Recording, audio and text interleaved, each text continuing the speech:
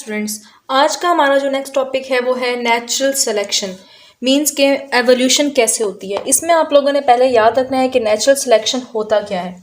Natural selection ये है कि अब इसके अंदर नेचर सेलेक्ट करती है, नेचर क्या कर रही होती है, सेलेक्ट कर रही होती है। और किन ऑर्गेनिजम्स को नेचर सेलेक्ट करती है? वो ऑर्गेनिजम्स जो उस इन्वायरमेंट में रहने के काबिल होते हैं। मींस फिट जो सबसे फिटेस्ट ऑर्गेनिज्म होता है उसको नेचर सेलेक्ट करती है। This is called as natural selection. और फिटेस्ट ऑर्गेनिज्म कौन होगा?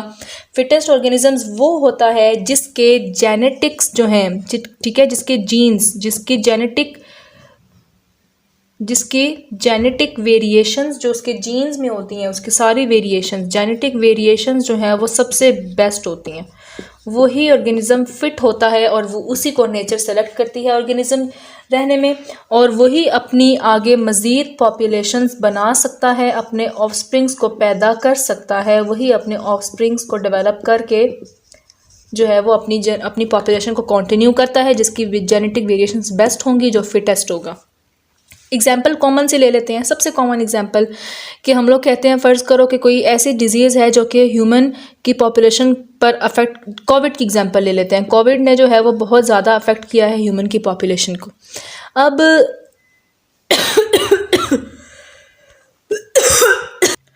अब वही ऑर्गेनिजम्स जो हैं वो फिट रहे हैं और उन्हीं ऑर्गेनिजम्स ने सरवाइव किया है जिनका इम्यून सिस्टम जो था वो क्या था, बेस्ट था।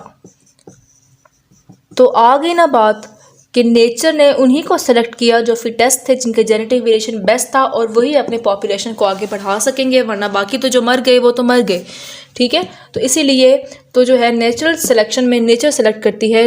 किसी भी डिज़ास्टर की वजह से भी सिलेक्ट हो सकते हैं स्पीशी, या स्पीशी जो है वो किसी डिज़ीज़ की वजह से भी जो है वो हम सेलेक्ट करते हैं कि कौन अच्छा होगा। तो ये बात याद रखनी है।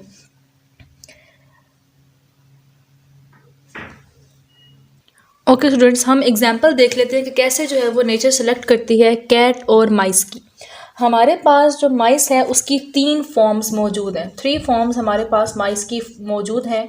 और वो 3 फॉर्म्स कौन कौन सी हैं? हमारे पास डिफरेंट कलर्स हैं माइस के। एक हमारे पास माइस है लाइट कलर का, एक हमारे पास जो माइस है वो है डार्क कलर का, एक जो माइस है वो है मीडियम कलर का, और जो एक माइस है वो है डार्क कलर का। ये 3 माइस की हमारे पास फॉर्म्स हैं। अब जो कैट है, आप लोगों ने याद रखना है, कैट जो है वो 2 माइस को देख सकती है। एक जो है वो हमारे पास लाइट कलर्ड माइस को, और दूसरा डार्क कलर्ड माइस को देख सकती है कैट। अब स्टार्ट करते हैं हम अपना क्रॉस। पहले हमारे पास एक माइस था, 3 जनरेशन्स थी। लाइट कलर भी था माइस, मीडियम भी था, और फर्स्ट में ही डार्क भी था। ठीक है, अब इसमें जो है वो कैट ने क्या किया, कैट ने पहले जो है वो लाइट कलर्ड माइस को क्या किया, ख़त्म किया। बट आगे जाकर ये मीडियम से जो है वो तीनों अराइज किए हैं। अब मीडियम ने ये दोनों, अब इसको तो कैट ने मार दिया, तो ये तो यहाँ से क्या हो गया, बिल्कुल ख़त्म हो गया। मीडियम आगे अपनी जनरेशन्स को प्रोड्यूस करेगा, और डार्क। अब यहाँ पर जब हमने देखा तो मीडियम ने दोबारा से क्या किया, वाइट को प्रोड्यूस किया, लाइट कलर्ड माइस को प्रोड्यूस किया। मीडियम ने दोबारा से क्या किया, लाइट कलर्ड माइस को प्रोड्यूस किया। इसने दोबारा से मीडियम कलर्ड भी प्रोड्यूस किया, और इसी ने दोबारा से डार्क कलर भी प्रोड्यूस किया, और इसने भी डार्क कलर प्रोड्यूस किया। अब कैट ने क्या किया, कैट ने मीडियम को भी खा लिया, लाइट को भी खा लिया। ठीक है, मींस इनको भी किल कर दिया, इनको भी किल कर दिया। अब पीछे कौन सी जनरेशन रह गई है, सिर्फ डार्क। और डार्क आगे जाकर सिर्फ डार्क ही बनाएगा। डार्क से जितने भी माइस बनेंगे वो सारे डार्क होंगे। आहिस्ता आहिस्ता ये 2 जो है स्पीशीज़ पूरी हमें पॉपुलेशन में नज़र नहीं आएंगी। सिर्फ कौन सी स्पीशी पूरी पॉपुलेशन में फैल जाएगी, और वो होगी डार्क। और वो भी क्यों, सिर्फ इस वजह से क्योंकि नेचर ने उसको सेलेक्ट किया है। Cat is a part of nature, तो नेचर ने उसको सेलेक्ट किया है कि वो चीज़ उसको नज़र नहीं आ रही है तो वो बच गई है। जो चीज़ें नज़र आई थी कैट ने उसको क्या कर दिया है, किल कर दिया। तो ये हमारे पास किसका है, कि जो फेवरेबल वेरिएशन है, फेवरेबल कौन है? डार्क। फेवरेबल क्यों है? क्योंकि ये ऐसा कलर है जो कि उसको ज़िंदा रख रहा है, तो ये एक फेवरेबल कलर है। ठीक है, तो फेवरेबल ही जो वेरिएशन है माउस की, जो कि डार्क है कलर, वही आगे अपनी पॉपुलेशंस को पैदा करेगा और वही आगे जो है वो चलेगा। ये हमारी फर्स्ट एग्जांपल थी।